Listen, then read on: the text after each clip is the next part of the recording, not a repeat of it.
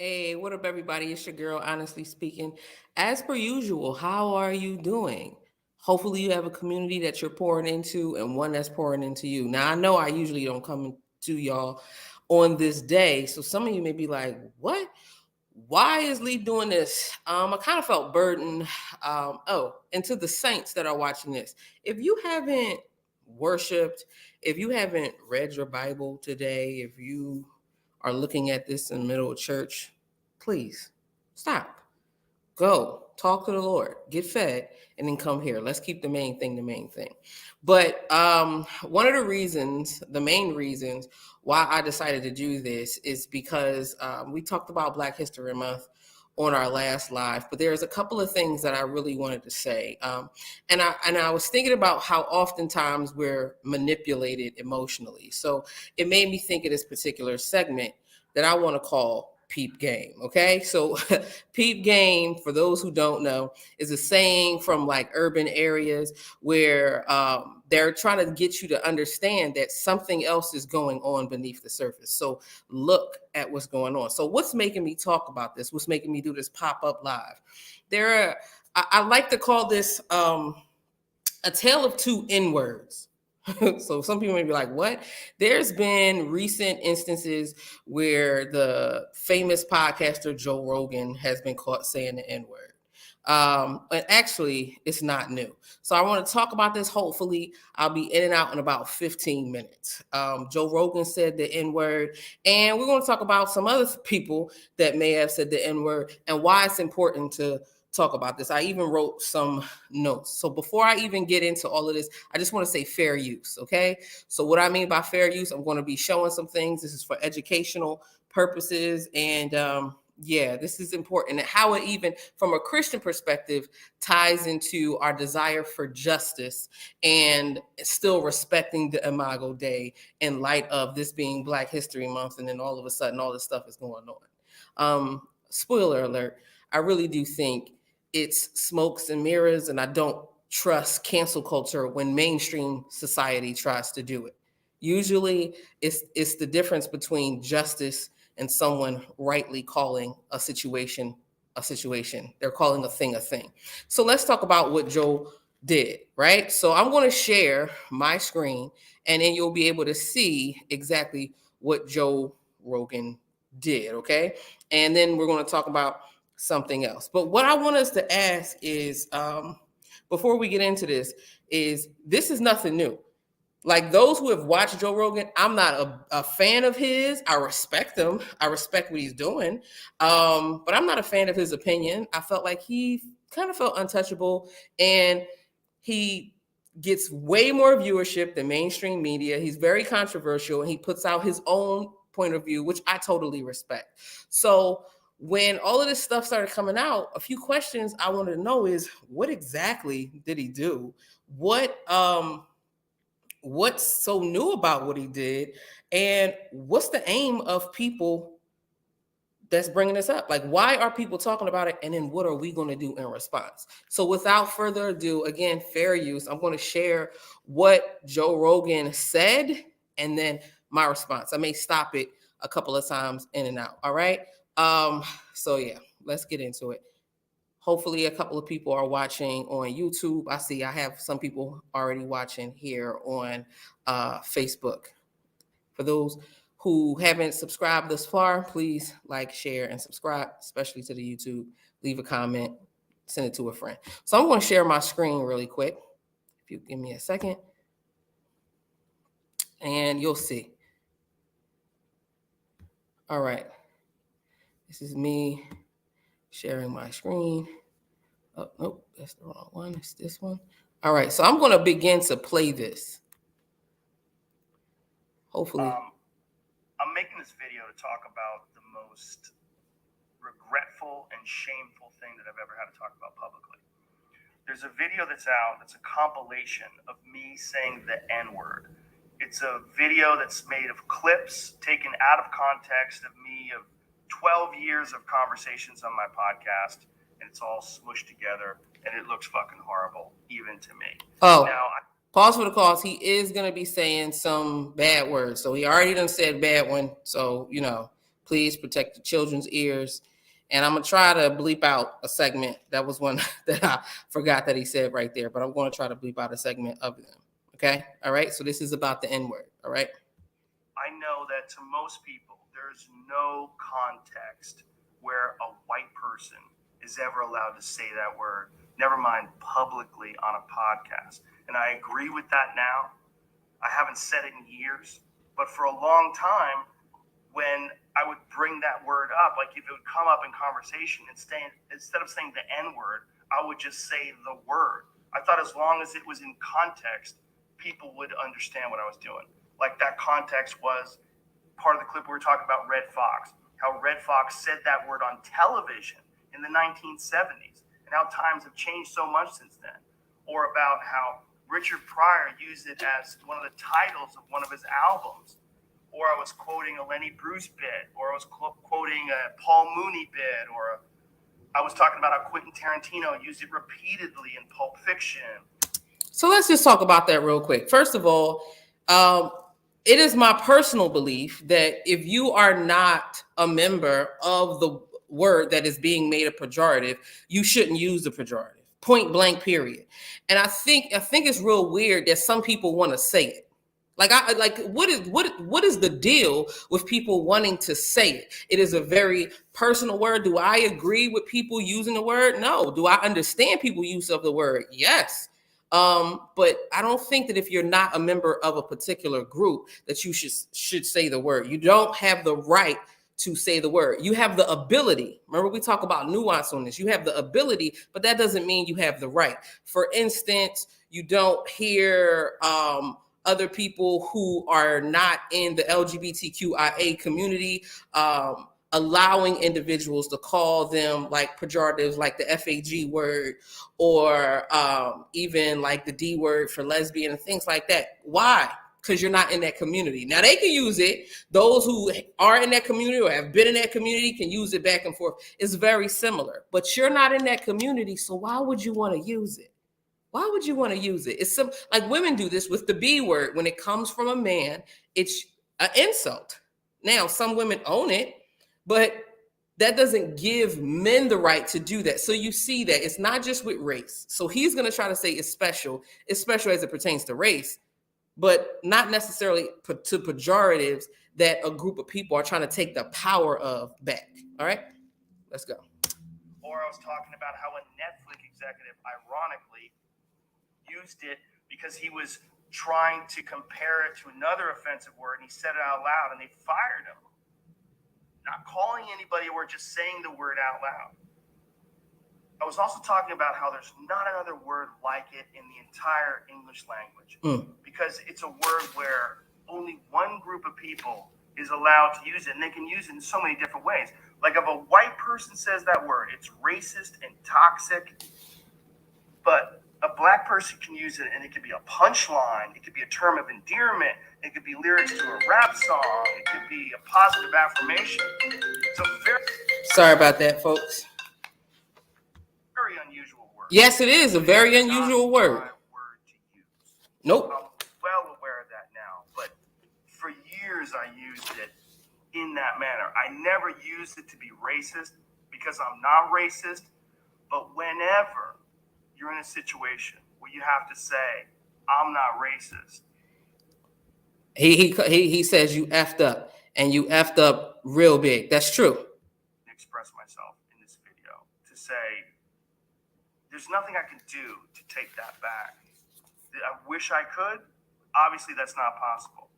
All right, so he's going to go on, right? So really quick, let's just talk about that. He just said if you have to ever apologize and say you're not racist, you're already in a situation where it seems bad. That's very, very, very, very, very true. So I'm going to fast forward to a situation, another thing that he started speaking about, because he goes on, before I stop, before I go in a little bit, he goes on and let's see, I think it's about here. He starts talking about a situation he starts talking about another situation. And there's another clip that I have to address. There's a clip from 11 years ago. I was telling a story on the podcast about how me and my friend Tommy and his girlfriend, we got really high. We were in Philadelphia, and we went to go see Planet of the Apes. Already, I'm from Philly. Y'all know bad things happen in Philadelphia. Okay. And we didn't know where we were going. We just got dropped off by a cab, and we got dropped off in this all-black neighborhood. And I was trying to make the story entertaining, and I said, we got out, and it was like we were in Africa. It's like we were in Planet of the Apes. All right. So here's where I know you racist. Because Africa is Planet of the Apes. That's not even a part of the storyline for Planet of the Apes. Right? So that's just blatant. That's not repeating something that someone said. That's just blatant racism. Right? Just blatant. Own it. Own it, Joe. Let's see if he owns it. I did not, nor would I ever say that black people are apes, but it sure fucking sounded like that. Sorry about the F word again, folks. Come on. We already know what it is. And I immediately afterwards said, that's a racist thing to say. Good. Now, does that excuse it? No. At least he's acknowledging it. And I'm not one of the people to be like, yeah, now we got a kumbaya and hug. No. But he's owning that. He's owning that part, right? Planet of the Apes wasn't even in Africa. I was just saying there's a lot of black people there. But then I went on to talk about what a positive experience it was and how much fun it was to go to see this movie in a black neighborhood. All right, so that's all I got to share about this part in particular, right? So a couple of things, okay? One, spare me grace and peace. Hey, JT. Spare me, folks, the whole I didn't mean it for it to be this racist and all this other stuff. And I actually did have a good time with the Negroes. We don't need that. We know we fly.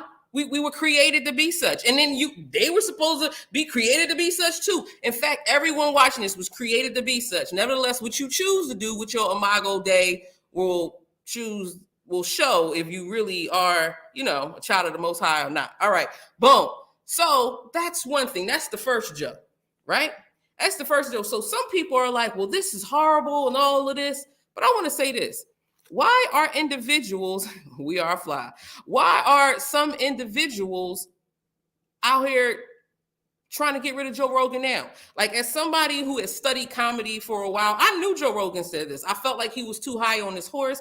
Dave Chappelle knew he said this. Talib Kweli knew he said this. There are a lot of people out there that already knew that he said this. Joey Diaz, these are people of color that I'm naming, okay?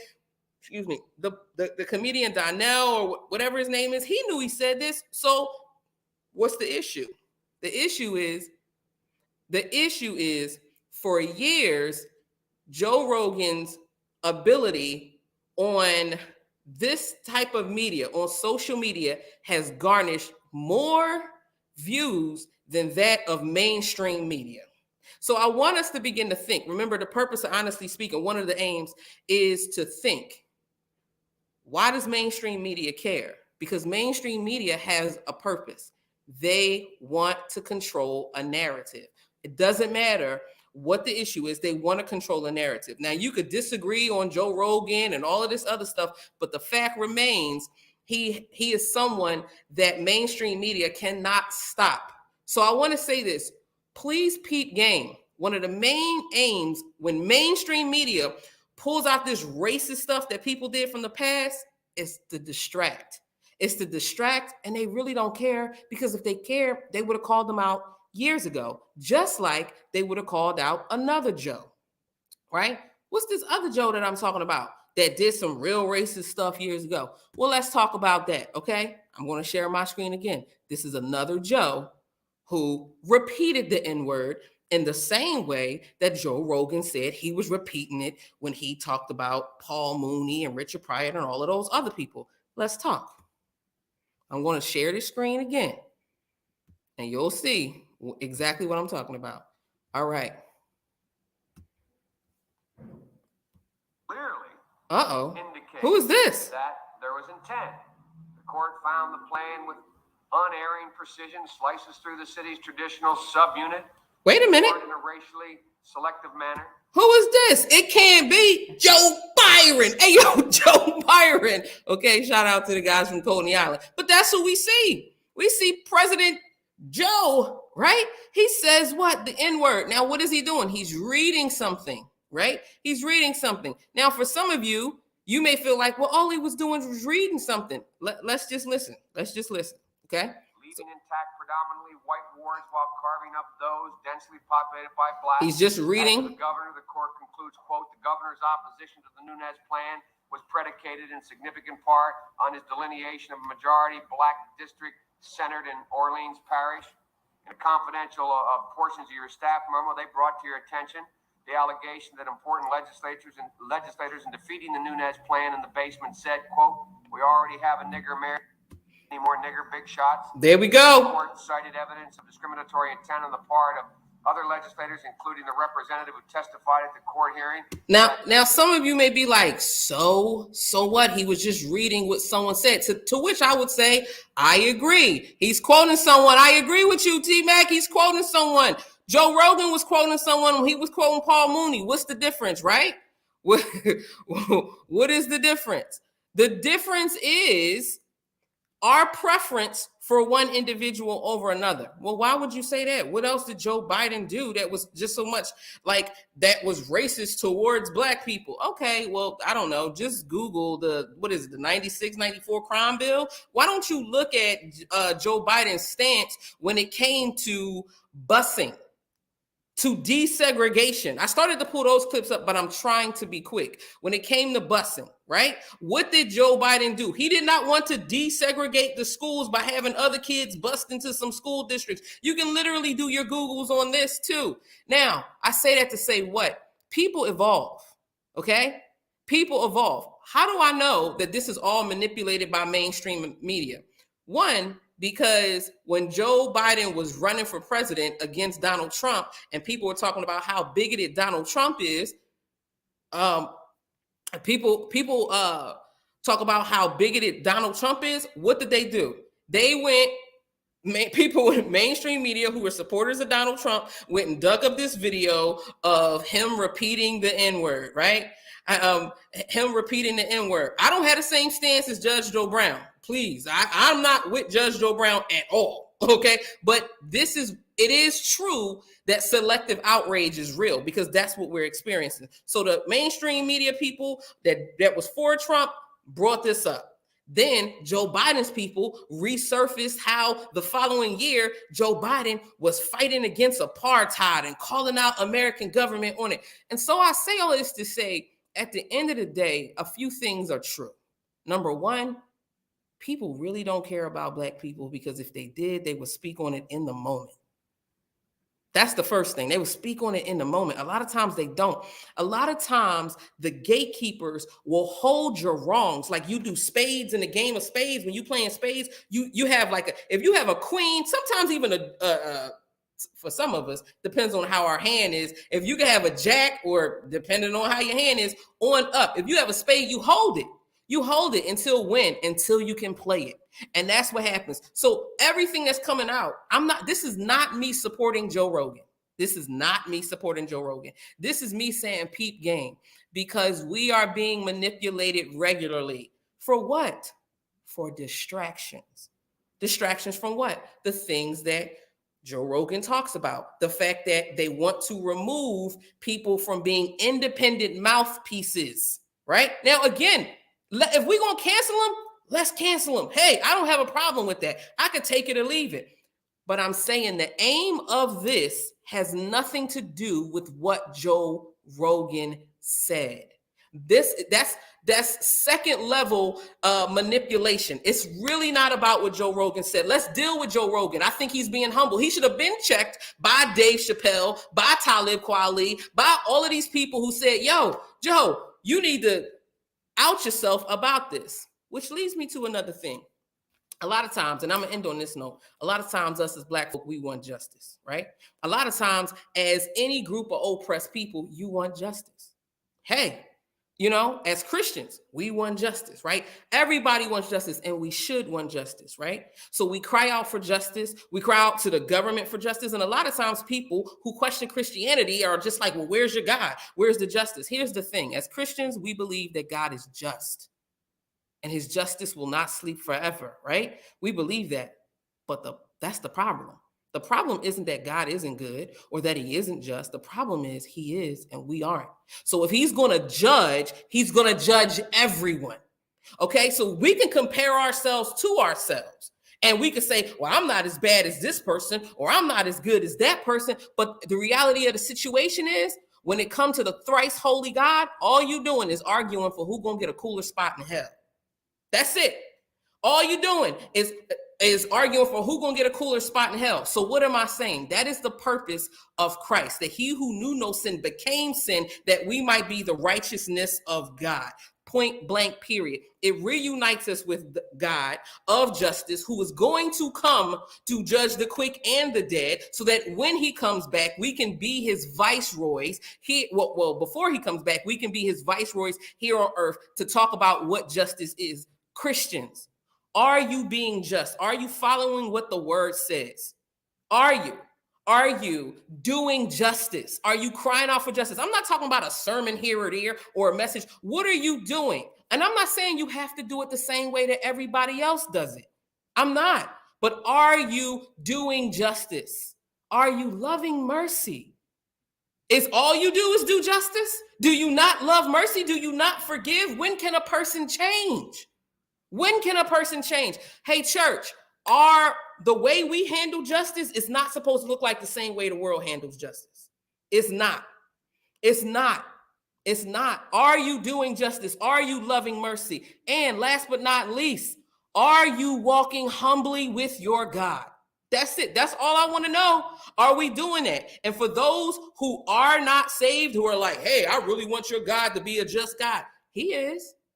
And when he comes to judge, you better get right or get left. That's all I had to say, folks. We are being manipulated. If we want to cancel them, hey, cancel them. If we want to cancel our Spotify, cancel our Spotify. I don't have a problem with that. They're not really paying musical artists nothing anyway, but they are paying podcast artists because you can get commercials and stuff on that. But if you want to do that. I'm just saying, we don't own these means that we put this stuff out there. We don't own these means. However, how we use them is the main aim of all these people that own these different forms of social media.